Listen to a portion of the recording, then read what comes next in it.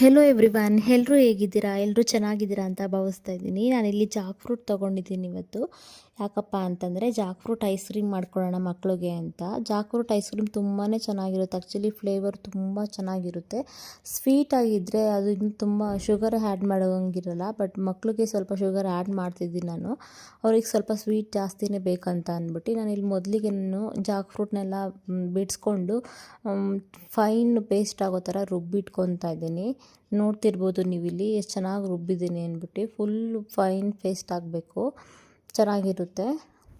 ನಾನಿಲ್ಲಿ 1 cup ಶುಗರ್ನ add ಮಾಡ್ಕೊತಾ ಇದ್ದೀನಿ. ತುಂಬ ಸ್ಮಾಲ್ ಕಪ್ಪಲ್ಲೇ ಆ್ಯಡ್ ಮಾಡ್ತಾ ಇರೋದು. ಹಾಗೆ ಒಂದು ಸ್ಮಾಲ್ ಗ್ಲಾಸಷ್ಟು ಕ್ರೀಮ್ನ ಆ್ಯಡ್ ಮಾಡ್ತಾಯಿದ್ದೀನಿ. ಈಗ ಸ್ವಲ್ಪ ಕಡಿಮೆನೇ ನಾನು ಕ್ರೀಮ್ನ ಆ್ಯಡ್ ಮಾಡ್ತೀನಿ. ಯಾಕಪ್ಪ ಅಂತಂದರೆ ಹಾಲನ್ನ ತುಂಬ ತೊಗೊಂಡಿದ್ದೀನಿ ನಾನು. ಅರ್ಧ ಲೀಟ್ರ್ ಹಾಲನ್ನು ತೊಗೊಂಡು ಅದನ್ನು ಚೆನ್ನಾಗಿ ಕಾಯಿಸಿ ಗಟ್ಟಿಯಾಗಿರೋ ಥರ ಕಾಯಿಸಿ ಅದಾದಮೇಲೆ ಆರ್ಕೊಂಡಾದಮೇಲೆ ನಾನು ಹಾಲನ್ನು ಆ್ಯಡ್ ಮಾಡ್ಕೊತಾ ಇದ್ದೀನಿ.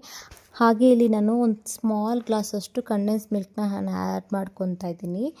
ಅದನ್ನು ಚೆನ್ನಾಗಿ ಹಾಕಿ ಕಲಿಸ್ಕೊಬೇಕು. ಅದಾದಮೇಲೆ ನಾನಿಲ್ಲಿ ಏಲಕ್ಕಿನ ತೊಗೊಂಡು ಅದನ್ನು ಕುಟ್ಟಿ ಪುಡಿ ಮಾಡಿಕೊಂಡು ಅದನ್ನು ಆ್ಯಡ್ ಮಾಡ್ಕೊತೀನಿ. ಇದು ಬೇಕಾದರೆ ನೀವು ಸ್ಕಿಪ್ ಮಾಡ್ಬೋದು ಏಲಕ್ಕಿನ.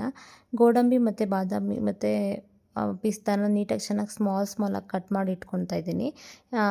ಸ್ವಲ್ಪ ಮಿಡಲಲ್ಲಿ ಆ್ಯಡ್ ಮಾಡಿಕೊಂಡ್ರೆ ಬಾಯಿಗೆ ಸಿಗುತ್ತೆ, ಚೆನ್ನಾಗಿರುತ್ತೆ ಅಂತ ಹೇಳ್ಬಿಟ್ಟು ನಾನು ಹಾಗೆ ಇಲ್ಲಿ ಒಂದು ಜಾರ್ನ ತೊಗೊಂಡು ಅದಕ್ಕೆ ಒಂದು 7-8 ಗೋಡಂಬಿನ ಹಾಕ್ಕೊಂಡು ಹಾಗೆ ಮಿಕ್ಸ್ ಮಾಡಿ ಇಟ್ಕೊಂಡಿರುವಂಥ ಜಾಕ್ ಫ್ರೂಟ್ ಮತ್ತು ಕ್ರೀಮ್ ಮತ್ತು ಅದನ್ನೆಲ್ಲ ನಾನು ಹಾಕ್ಕೊಂಡು ರುಬ್ಬಿಟ್ಕೊತಾ ಇದ್ದೀನಿ ಚೆನ್ನಾಗಿ. ಅದ್ರ ಜೊತೆ ನಾನು ಜಾಕ್ ಫ್ರೂಟ್ನ ಸಣ್ಣದಾಗಿ ಕಟ್ ಮಾಡಿ ಇಟ್ಕೊಂಡಿದ್ದೀನಿ. ಅದು ಸ್ವಲ್ಪ ಮಿಡಲಲ್ಲಿ ಆ್ಯಡ್ ಮಾಡಿಕೊಂಡ್ರೆ ಚೆನ್ನಾಗಿರುತ್ತೆ ಅಂದ್ಬಿಟ್ಟು ಡ್ರೈ ಫ್ರೂಟ್ಸ್ನು ಕೂಡ ನಾನು ಸಣ್ಣದಾಗೆ ಕಟ್ ಮಾಡಿ ಇಟ್ಕೊಂಡಿದ್ದೀನಿ. ಪಿಸ್ತಾ ಮತ್ತು ಗೋಡಂಬಿ ಮತ್ತು ಬಾದಾಮನ್ನ ಅದನ್ನು ಕೂಡ ಒಂದು ಕಂಟೈನರ್ನ ತೊಗೊಂಡು ಅದನ್ನು ಕೂಡ ಸ್ಪ್ರೆಡ್ ಮಾಡ್ಕೊತಾ ಇದ್ದೀನಿ.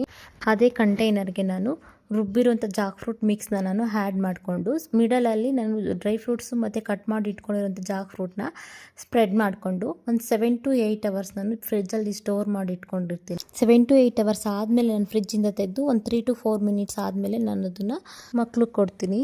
Thank you all. Follow for more videos.